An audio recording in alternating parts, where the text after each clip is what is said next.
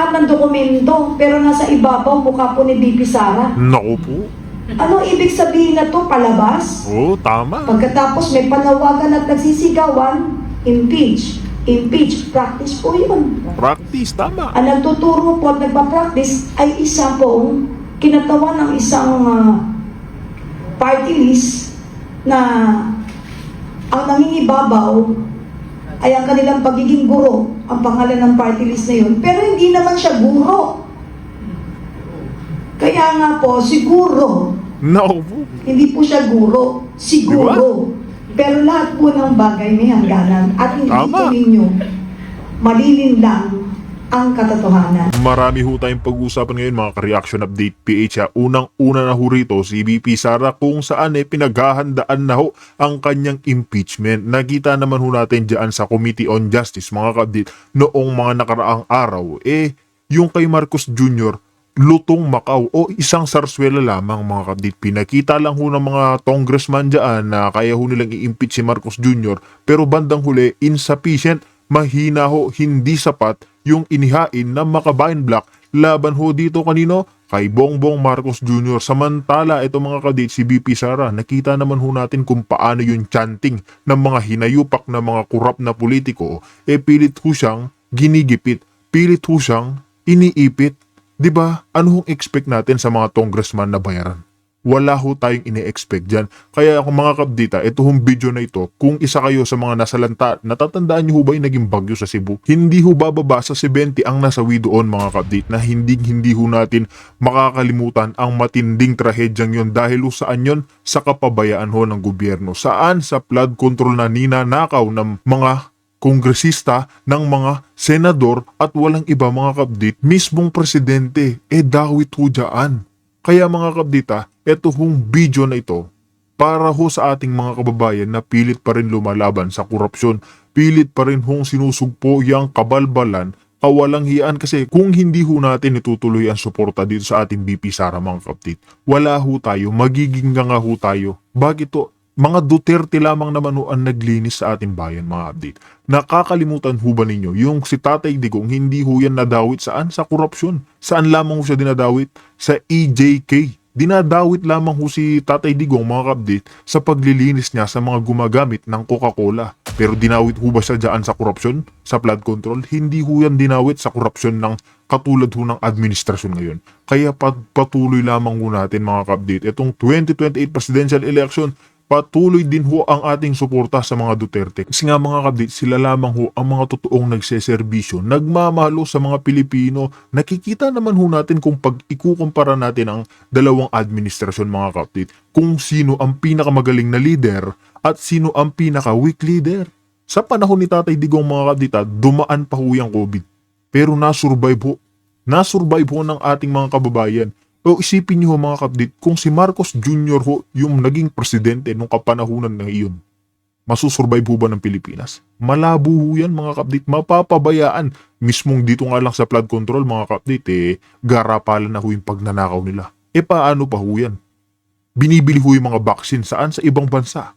Diba? Paano ho tayo? Nga, mas marami hong masasawi sa kapanahunan kung si Marcos Jr. ho yung nakaluklok na presidente noon. Kaya hindi ho talaga natin pwedeng ipagkumpara itong si BP Sara at kay Marcos Jr.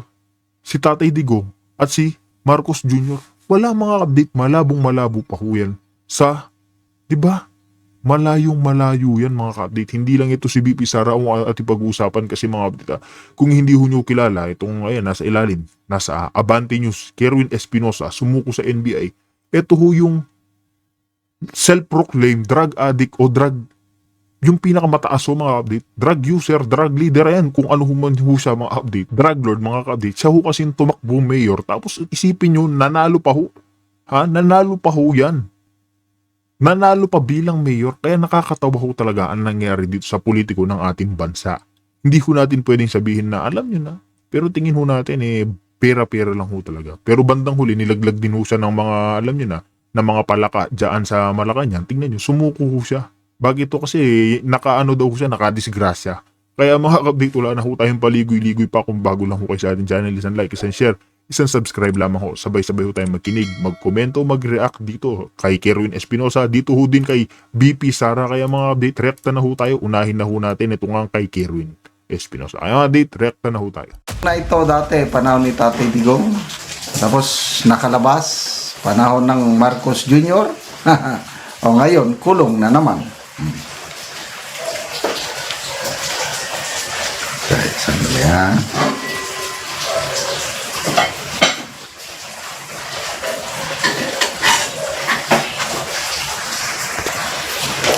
Okay, ito na yung article.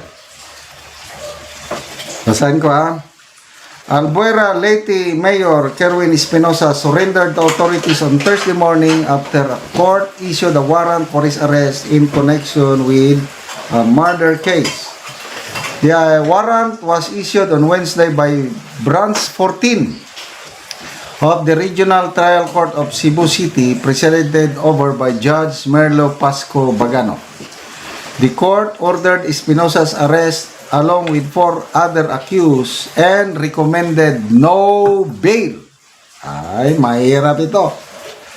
Espinosa's co-accused were identified as Ronald Danieles Bulak, Eddie Mar Mitra, Marcelo Adorco, and a person identified only as alias Ronel. The mayor had not been seen at the Albuera Municipal Building since last week of January. In previous Facebook Live videos, Espinosa said he was limiting public appearances due to security concerns. He said he kept his whereabouts known only to a few trusted individuals to avoid a repeat of what happened to his father, former Albuera Mayor Rolando Espinosa, who was killed while in detention at Baybay City Provincial Jail on 5 November 2016. Supporters of Espinosa had claimed that the case filed against him is politically motivated. Espinosa said he had filed a leave of absence and designated his sister, Vice Mayor Mariel Marinay, as acting mayor.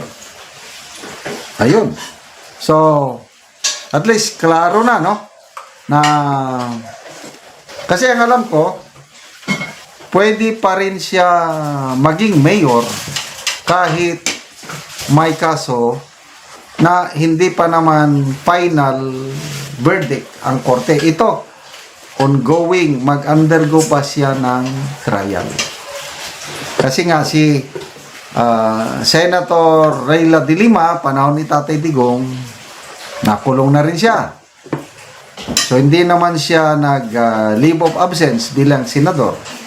So ginampanan niya yung tungkulin niya bilang senador habang nasa kulungan sa Camp Crame, Custodial Center.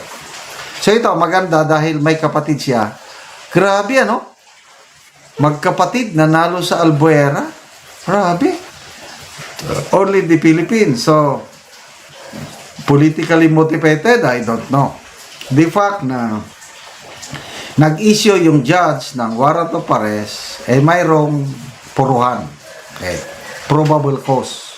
Hindi pa naman, wala pang, anong tawag nito? Wala pang guilty verdict. Kailang, he has a day in court. Ang mahirap lang, nakakulong na siya ngayon. Believe din ako sa kanya dahil pinili niyang nag-surrender. Kasi pwede naman siyang magtago-tago. But anyway, sanay naman siguro dahil nakakulong na siya last time. Tsaka mga ka-update, yung malaking katanungan, di ba? O yan, sige, sumuko siya. Pero dyan, sa loob ng kulungan, tingin niyo ho ba mga ka-update, hindi ho siya bibigyan ng special na, alam niyo na, titirhan, kama, TV, cellphone? Lalo na mga ka-update, pag may pera ka, prinsipe, hari ka sa kulungan. Kaya kahit na sumuko siya ngayon, siyempre mga ka-update, kailangan niya sumuko. Bakit hindi siya susuko? Nakadisgrasya nga ho siya. Di ba? Sino ho bang mangmang? Magtatago-tago ka pa, lalo na mga ka-update. Mayor ho siya. May pangalan ho siyang pinoprotektahan. Hindi ho siya pwede magtago, di ba? So, anong lesson natin dito? Kung ano ang itinanim, yun din ang aanihin. Kaya, ako, ito, personal testimony na, noong una, nung kabataan ko pa, nakagawa rin ako ng hindi maganda, kaya, yun, yung buhay ko noon, magulo. Pinangarap kong magkaroon ng maging mayaman, magkamit ng maraming pera, mga ari-arian at iba pa. Hindi ako kontento sa ano lang. So, may mga hindi magandang ginawa, kaya lang yung buhay ko naging magulo. So, hanggang dumating ang panahon na nakita ko yung kawalan ng direksyon ng buhay ko. At humingi ako ng tulong ng Diyos. Isinurrender ko ang buhay ko sa Panginoon. At salamat na lang dahil basta talagang ibigay natin ang buhay sa Panginoon, God will respond. Basta sa Matthew, sabi niya, "Come to me, all you who are weary and heavily burdened, and I will give you rest." So mula nung isinorender ko ang buhay ko sa Panginoon, yung hangarin ko noon na magkamit ng limpak-limpak na salapi, nawala na yun. Ngayon, may contentment na ako, may kaligayahan na ako sa buhay. So, yung pera, hindi na yun yung sinusunod ko. Kailangan ko pa rin ng pera. So, yung sinasabi sa Bible na the love of money is the root of all evil. Napatunayan ko yan sa buhay ko. Kaya, Tama yan mga kapatid. hindi masama yung magkaroon ng kwarta. Kailan kung yun na lang ang palagi mong inaambisyon. Ayan mga kabdita, hindi ho natin kailangan sambahin niyang pera. Pero tignan nyo yung mga nakaluklok na nagpapahawak ko sa leeg ng administrasyon ngayon. Dahil nga ho, gahaman sila sa pera, sinasamba-samba ho nila yung pera. Ano hong ginagawa nila mga kabdita? Ninanakawan ho nila tayong mga manggagawa, tayong mga taxpayer. Yan ho yung mga taong walang ambisyon. Kumbaga may sakit ho silang klepto. Alam niyo ho yung klepto, yung malikot yung kamay. Yung kahit na hindi niya gusto o gusto niya, pilit niya pa rin ginagawa. Ito yung sambagay, nakita niya ganyan. Tapos na pagtripan ho niya, gustong-gusto niya, yan, kukunin niya. Ganyan ho yung sakit ng mga magnanakaw dyan. Saan? Sa Kongreso, dyan sa Senado. Hindi ho natin alam lahat. Pero panigurado, mga kapatid, yung isa ho, presidente pa. Di ba? Ganyan ho yung mga sakit ng mga magnanakaw. Sinasamba ho nila yung pera. Umiikot po yung buhay nila sa pera, pero yung totoong sasambahin mo, ayun, nasa taas. Sambahin mo yung nasa taas, mga kapatid. Doon mo makikita ang totoong sarap ng buhay. Dahil yung pera, mga kapatid, pwede ho na lang kitain yan. May malaki hong sahod yung mga, nakita nyo na, malaki hong sahod ng mga opisyal ng gobyerno. Pero ano hong ginagawa nila? Pilit ho silang nagnanakaw, hindi ho nila magaya-gaya yung mga Duterte. Kasi yung mga Duterte, mga kapatid, kahit na anong baliktad nila dyan, hindi ho na issue sa korupsyon. Yan lamang pong si BP Sara yung pinag-iinitan nila. Bakit ho? Nagtutulong-tulong na nga ho eh. Yung mga loyalista, yung mga pinklawan, dilawan, para ho pabagsakin ho yung mga Duterte. Ayaw ho kasi na lumuklok. Oras na lumuklok kasi yan si Sara Duterte, mga kapatid, diretsahan ho tayo. Pupulbusin niya ho lahat ng mga magnanakaw, gumagamit ng Coca-Cola, dyan sa gobyerno. Yan ho yung kinatatakot ng administrasyon ng mga pinklawan. Kaya ayaw na ayaw nila lumuklok yung mga Duterte. Diba? Yumaman, na hindi naman maganda yung pamamaraan na pagkamit mo ng kayamanan. Wala rin. So, mahirap pong makulong. Dahil wala kang kalayan. Kaya nga PDL Person Deprived of Liberty. So, ang mas grabing kulungan, bawat tao na nakakulong sa kulungan ng kasalanan. Kaya lang ang Panginoong Hesus, siya lang po ang makakapagpalabas sa atin sa kulungan ng kasalanan. Ay sabi niya, and you will know the truth and the truth shall set you free. Yung truth po ang salita ng Diyos sa Biblia.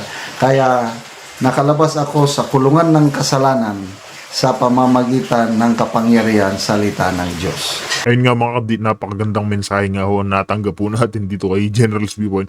Isisunod naman ho natin itong ang tangkang palitan ng liderato dyan sa Senado. Nagsalita rin ho kasi sino? Si Pinky Lacson, ang paborito nyo hong yan, nag-iisang eskalera. Di ba? Eskalera. Isa rin hong eskalera yan mga kabdit. Di ba? Huwag na ho tayong paligoy-ligoy dito. Kasi I don't know bakit na-release yung report na yun na walang paintulot.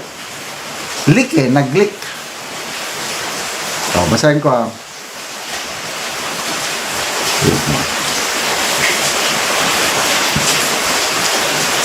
Lacson, chairman of the Blue Ribbon Committee, confirmed that the committee report is poised to recommend the filing of criminal and administrative charges against incumbent and former lawmakers implicated in the flood control scandal. They include Senators Joel Villanueva, Jingo Estrada, Francis Escudero, former Senator Bong Revilla, former Ako Bicol Party List Representative Saldico, and former Caloocan Representative Mitch Canahonoy. Tingnan nyo ang mga kongresista, dadalawa lang, puros pa former. Ang nirecommend, 3 incumbent senator. Sabi naman, bakit? Saan ba nagmula ang flood control scandal? Sa Senado o sa mga kongresista? Kayo, ano sa tingin nyo? Yan ang nakakanon. Okay, sabi ni Lacson, nagkaroon na rin ng vulnerabilities yung iba naming kasamahan sa majority kung na-appeal sa kanila yung to their emotion, Lacson said. Ito, speculation lang ito pinag-usapan namin ni Senator Soto. Madaling sabing nakita nyo na, hindi kayo kayang proteksyonan. Hindi tayo kayang proteksyonan ng leadership. So, Senate President Vicente Soto III said the Senate majority bloc foiled an attempt to unseat him. So, parang hindi totoo na may kudita sa Senado. Yung pinaupo si Senator Legarda doon sa rostrum o podium na tinawag na Madam President. Ano pala yun?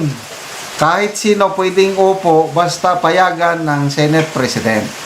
So parang drama. Drama lang nila yon. So ngayon, naklaro ko na failure na naman yung kudita. I don't know what happened. May speculation, nababasa ko lang post, na meron daw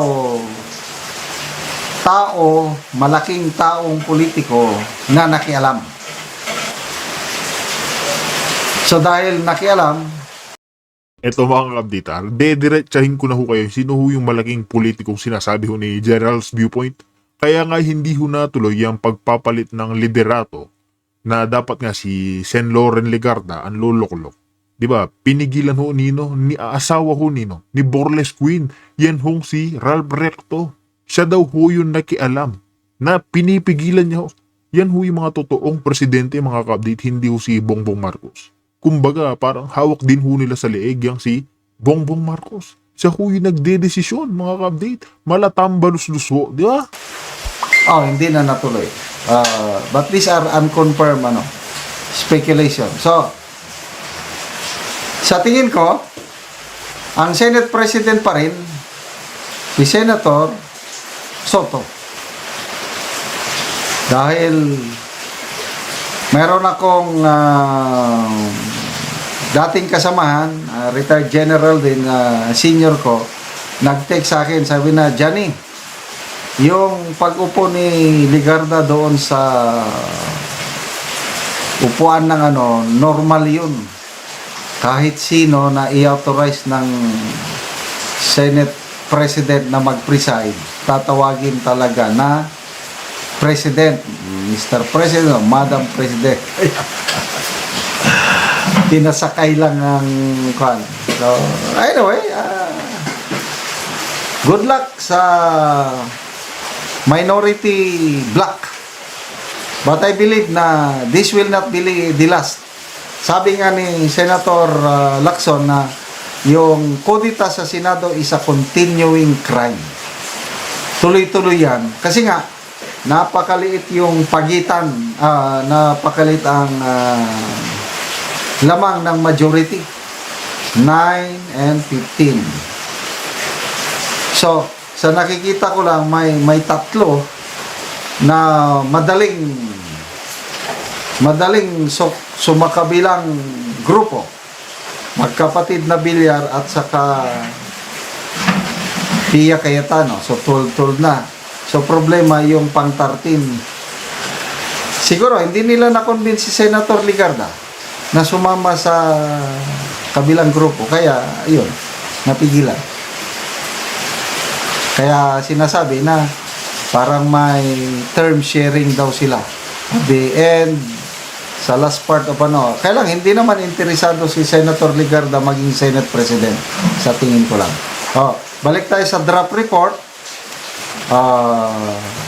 Ang problema ngayon kung pipirmahan ba ng 11 senators sa majority. Yung tatlo, nag-withdraw na ng pirma nila. Senator Miguel Zubiri, Gatchalian, and J.B. Ercito.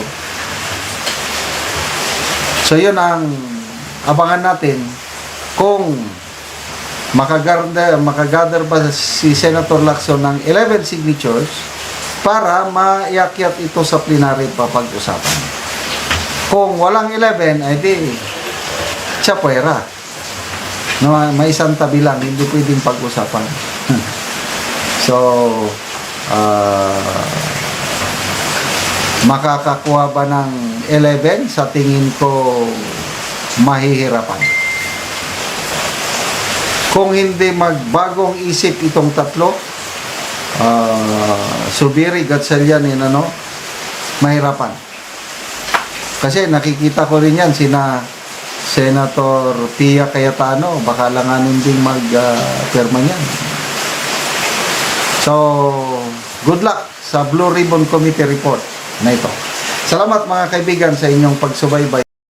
Ayun mga ka-update, may sharing daw ho kasi gusto ho ni School Bukol mga ka-update na bago matapos ang kanyang 20th Congress mga ka-update, gusto ho nila, gusto niya hong si Sen. Loren Legarda ang luluklok para ho Senate President, di ba? Pero isusunod na ho natin ito sa BP Sara mga ka-update.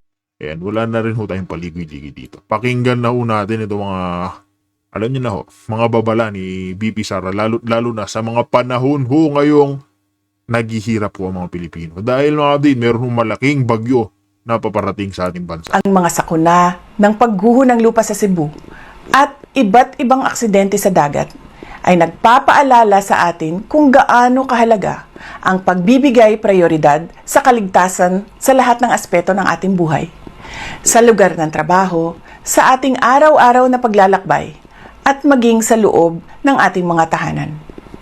Habang may panibagong bagyong dumaraan sa ating bansa at sa mga susunod pa na sakuna, kinakailangan na gawin nating araw-araw na prioridad ang kaligtasan natin at ng ating mga mahal sa buhay. Palaging tiyakin na ang mga ginagamit na pribado at pampublikong sasakyan sa lupa, dagat o himpapawid ay maayos ang kondisyon at ligtas gamitin. Makinig at sumunod sa mga travel advisories at babala ng Pag-asa, Philippine Coast Guard at Civil Aviation Authority of the Philippines.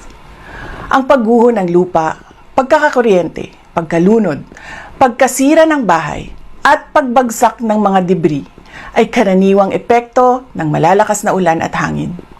Tandaan na kahit lumabas na ng bansa ang bagyo, ang patuloy na pag-ulan ay maaari pa ring magdulot ng mga pagguho ng lupa ilang araw matapos ang bagyo.